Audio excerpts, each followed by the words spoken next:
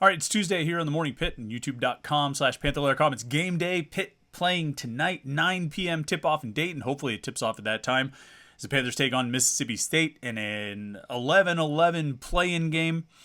And let me just say right off the bat, we got a lot of things to talk about here, but let me just, they're in the NCAA tournament. How is this even a debate? How is there even a discussion among Pitt fans, presumed Pitt fans, discussing whether or not this counts as making the tournament? This conversation is actually happening, and it's blowing my mind the lengths to which some Pitt fans will go to discredit any kind of success. It's amazing. It's truly amazing.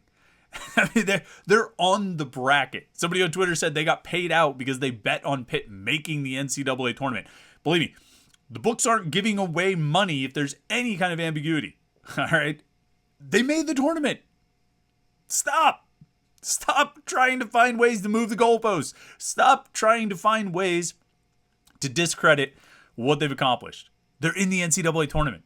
And I think they've got a great chance to win tonight. I think they can beat Mississippi State. I think they will beat I keep calling them something other than what they are. I think they will beat Mississippi State. I don't know how it's going to look. I don't know what the final score is going to be. But I think Pitt will win this game tonight and advance to play Iowa State on Friday at 3:10 in Greensboro, North Carolina.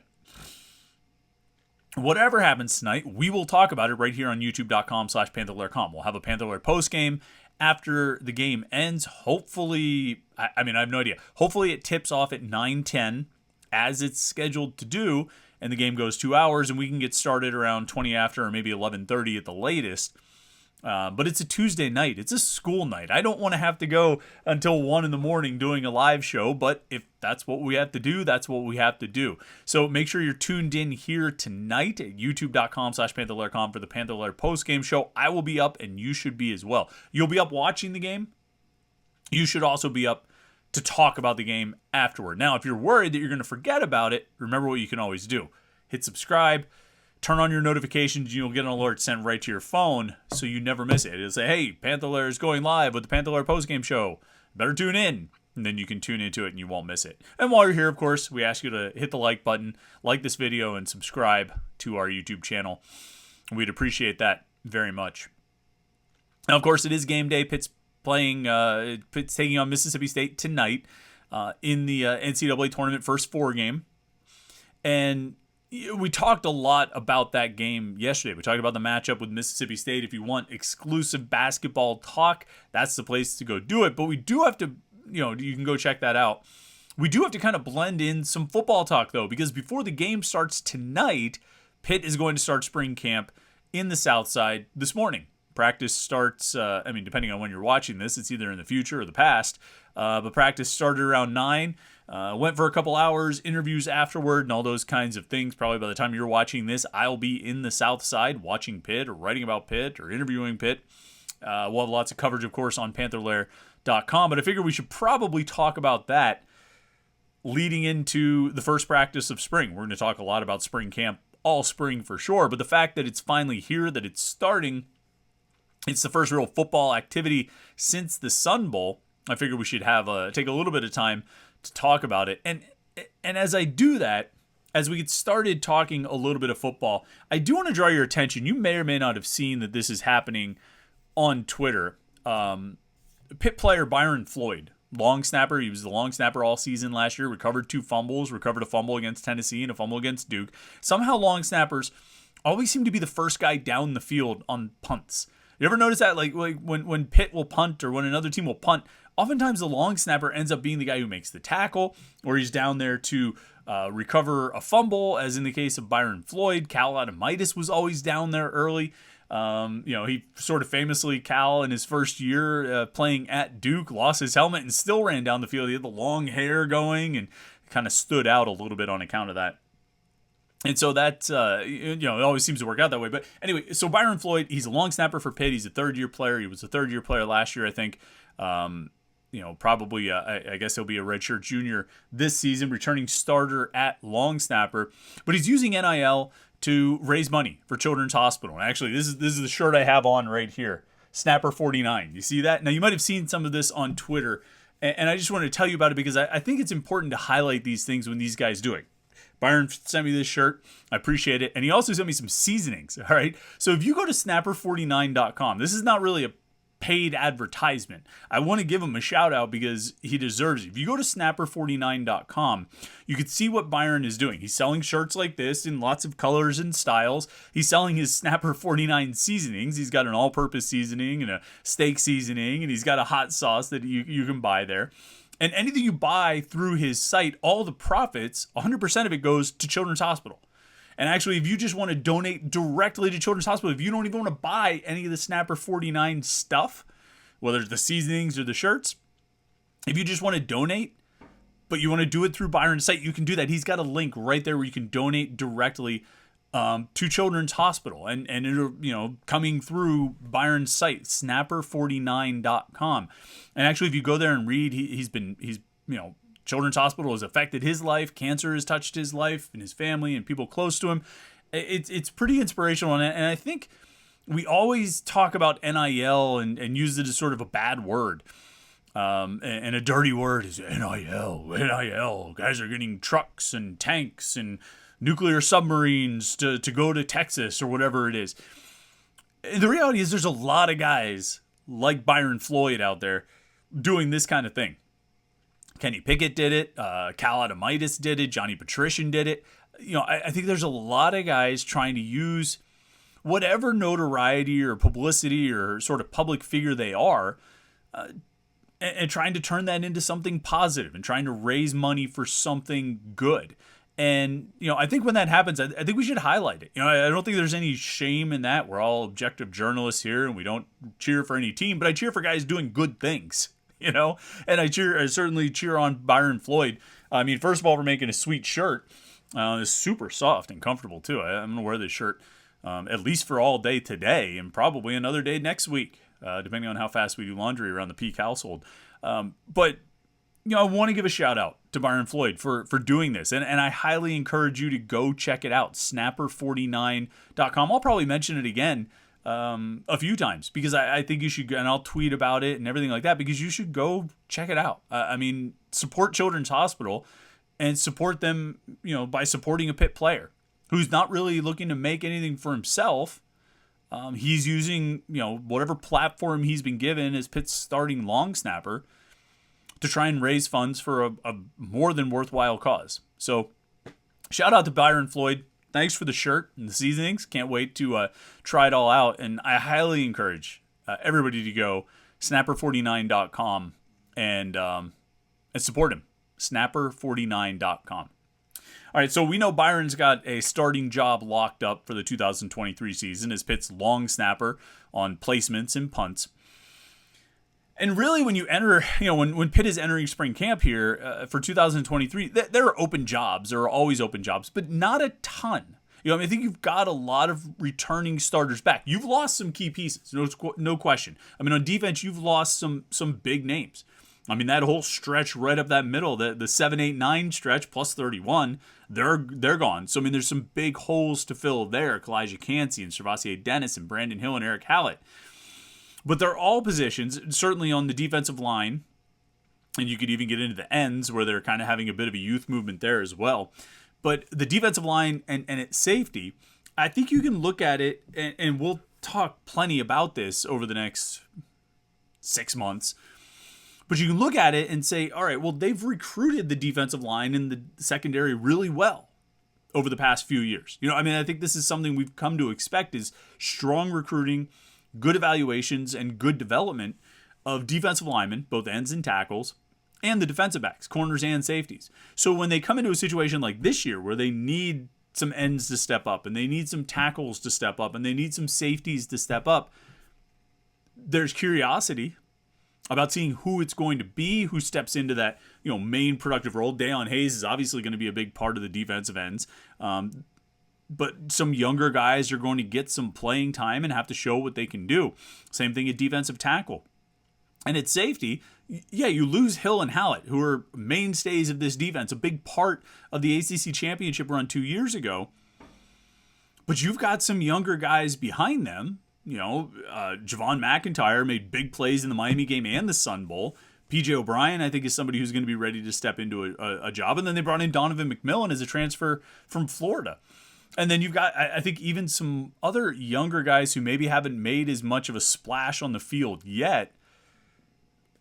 But there's nothing but positive reviews. And again, this staff, I think, has earned some benefit of the doubt when it comes to defensive backs and defensive linemen, because they've done, so well with it in the past.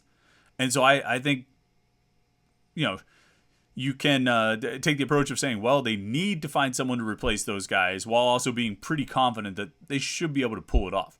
The biggest question mark, of course, any year, anytime you're in this sort of situation, the biggest question mark for Pitt in spring camp 2023 is at quarterback. Is Phil Dracovic going to be ready to be the man? And is he, I'm sure he's ready to be the man, but is he going to be the man? Is he going to play at a high enough level to elevate this offense? If the last 2 seasons have shown us anything, if they've taught us anything at all about Pitt football, about the sport as a whole at all levels, it's that your quarterback means a whole hell of a lot to your success and what you do. And, we saw that 2 years ago on the positive side with how Kenny Pickett played and how the offense fit him and how he executed the offense and how he was able to will the team to victory and just drag them along in some instances. And then we saw sort of the flip side last year.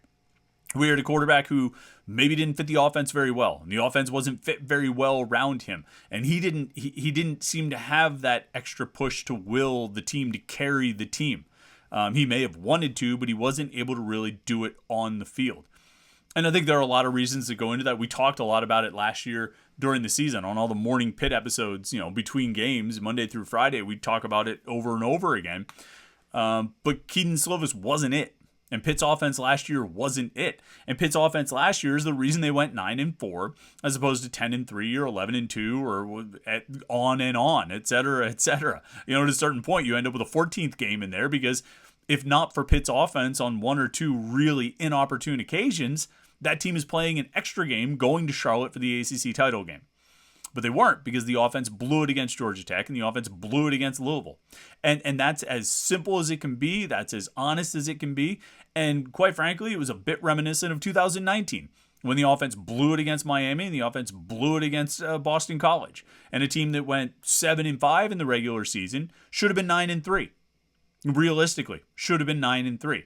And that's without even getting into like the Penn State game and saying, boy, if they could have just pulled that out, if they didn't hand it off from the one or kick a field goal and all that. Like, you don't even have to do that. That was a really tough game on the road. Okay, you lost a tough game. You could have done some different things, but you lost it. That's okay. Losing to Miami and Boston College that year because your offense was inept and unable to move the ball and score, that was unacceptable. Losing to Georgia Tech and Louisville this year because your offense, again, was inept and unable to score was unacceptable. And it cost you a much better season. And I say that as someone who thinks that they ended up, when it was all said and done, having a pretty good season. You win 9 games, you had a pretty good season. Should have been 10 or 11. And it is a disappointment that they were unable to achieve at that level. They should have gone to Charlotte 2 years in a row. I'll stand by that. With better offense, with even slightly more competent offense, and that's not just on Kedon Slovis, that's top down. They would have been back in Charlotte. They would have been playing for an potential back-to-back ACC championships. But it didn't happen because the offense blew it in 2 games. And that's ultimately what it came down to. That was the difference, was those 2 games. So now they'll try somebody new. Same offense, different guy, different quarterback. And there seems to be a belief around the South Side that Phil Dracovic's going to be the guy, that he's got the leadership, that he can do all those things I talked about. He can will the team and carry the team. Maybe he can, maybe he can't. I've heard some people say that, the best thing Phil Dracovic can do is break a couple tackles and throw the ball 45 yards down the field. Well, that doesn't seem like a bad plan. That doesn't seem like a bad thing. I think if you have a quarterback who can move around a little bit, extend a play a little bit, and then keep his eyes downfield and throw the ball really far, seems like you can move the ball and score some points playing that way. Is he going to be able to run the offense? Is the offense going to be a good fit for him? You would think there's a better chance of that than there was, maybe than there was entering last season, just because of Phil Dracovic's history with Frank Cignetti. But we won't know until we see it.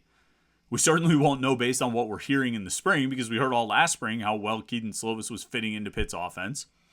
So we'll have to kind of wait and see until they actually play against real teams come September in the regular season. But that is absolutely the number one most important thing for this team this season. And again, I don't think we're breaking any news by saying the quarterback is the most important position on the team. We all know that. But the last 2 years, I think, painted it in stark contrast of how important it is and how big of an impact the play of the quarterback can have. I mean, that's the difference of 2 wins right there. And 2 wins on paper. You know what I mean? You have an 11-3 team and a 9-4 team. Really, an 11-2 team and a 9-4 team. And that's a 2-win difference just from that one position. And that was the difference between the 11-2 and the 9-4, is that one position. And if they want to get back to the 9, 10, 11 win area, if they want to try and get back, get those couple wins back, it's going to be the quarterback who does it. Now, it's not just on Phil Dracovic. Frank Cignetti's got his work cut out for him as well. His offense didn't fit Keaton Slovis. And whether that's on Slovis and whether that's on Cignetti is a discussion that Pat Narduzzi needs to have and had, I'm sure. But he's got to make sure this offense works for his quarterback and his receivers and his offensive line and his running backs and his tight ends. He's got to make sure the offense works for his personnel. Now, a year ago at this time, I was talking about how good he was at making sure his offense worked for his personnel based on what we saw from Pitt's offense way back in 2009. And so I think he's capable of that, but he's got to show that he can do it this year. You have the receivers you have. You have the quarterbacks you have. You have the offensive line you have and the running backs and all that. You've got to make the offense work with those guys. And that's going to be one that I think we're going to wait and see on. We'll find out if the offense clicks with these players, or we'll find out if it is a square peg and round hole situation like it ultimately ended up being last year. And the other thing I think is really interesting heading into spring camp 2023 is we have, just for the second time, as far as I can tell, a coaching staff returning fully intact. I think under Pat Narduzzi. The only other time there wasn't any transition, I think, was the COVID year, 2020. I think they kept the same staff from 2019 to 2020. Unless I'm... Yeah, I think that's it. I think every other year I can think of at least one change they made, and usually there were multiple changes. And I thought there would be changes this year. I thought there would be a couple spots that would be moved on, a couple guys that would either leave for a different job or be encouraged to go find a different job, one way or the other. I thought there would be transition on this coaching staff, and it didn't happen. I'm a little surprised by it, but I think there is value to continuity, particularly on the offensive side. And I know that I think a lot of Pitt fans wanted to see some changes on the offensive side because of how the offense just didn't work very well at times last year. But I do have some belief that, it was part of the growing pains of a new offense. I mean, I referenced 2019 when the offense blew it against Boston College and Miami. I mean, that was Frank. That was Mark Whipple's first season as well. So you have sort of a similar situation of breaking in a new offense with some new coaches on staff. I think Whipple was new that year. Chris Beatty was new that year. I'm not sure if Dave Borbely was new that year or not. I think he might have been. I forget exactly when the change from John Peterson to Dave Borbely went. But, I mean, you had a few new offensive coaches. You had a new offensive system, which was a pretty drastic departure from Sean Watson's offense, which itself had been a drastic departure from Matt Canada's offense, which itself had been a drastic departure from Jim Chaney's offense. And now you're all the way up to Frank Cignetti's offense, which is a drastic departure from Mark Whipple's offense. So you end up in these transitions and these changes, and I think it never goes as well as you want it to. It never goes as smoothly, and it never happens as quickly as you want it to. And it can take a little time. Now, you could look at it and say, well, Whipple's offense didn't get that much better in 2020, and you'd be right. But I think we all agreed a long time ago to not really count anything that happened in the calendar year of 2020 as being a real thing that actually happened, because how can you judge or compare that year with anything else? We saw Whipple's offense with an experienced quarterback who knew the system and good players around him. We saw what he could do at its sort of highest level in 2021 when they set Pitt records and won an ACC championship. I don't know if Frank Cignetti's offense is going to set records and win an ACC championship in 2023, but it needs to be a lot better than it was in 2022. And I think having some continuity there, even if it's a new quarterback coming in, albeit one with experience in Cignetti's offense, but I think having some continuity there with the offensive linemen, with the running backs, with the wide receivers, and the tight ends, I think that's valuable. I think that's going to help this offense move forward and be better, and which it needs to be. It can't be what it was last year. You can't have you have games. In some games you get beat. You get beat. But you can't have one side of the ball very clearly letting you down on multiple occasions and costing you multiple games. You can't do that. You can't survive like that. And if you do, if you do end up in that situation, then you have to, I think, make some tough decisions in the offseason. Pat Narduzzi didn't make those decisions this offseason, or maybe he did and decided to stay with the status quo. But if the result is status quo, then he's going to have to make some calls, I think, this coming offseason. But we're a long way away from that. Still getting into the first practice of spring here today. We're going to have a lot to talk about all spring long on the football front, talking about the offense, talking about the defense. We'll get into some special teams as well. Don't forget my man Byron Floyd at snapper49.com. You got to go check that out and support his cause because he's working for a good cause. But we'll have a lot to talk about throughout the spring. Tomorrow, though, it's going to be all basketball. Pitt, Mississippi State tonight at 9:10 p.m. Remember, we'll be live after the game with the Panther-Lair postgame right here on youtube.com/Panther-Lair.com. So we'll have that tonight, and that'll be available for you to listen and watch tomorrow. And then we'll have a new Morning Pitt tomorrow as well, recapping that game, potentially looking ahead to Iowa State, potentially not, and talking about it either way. So we'll keep going right here on the Morning Pitt every day of the week, Monday through Friday. Make sure you go to snapper49.com, check out the gear, check out the seasonings. I think you'll be inspired to give. Hopefully you'll be inspired to give and support the cause because Byron's doing really good work there. Snapper49.com.